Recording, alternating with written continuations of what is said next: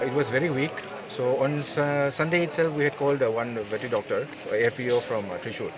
So he was of the opinion that it may not be difficult, it may be not be possible to revive back, but we'll see what kind of options are available. So we have given information to our senior officers also about the incident.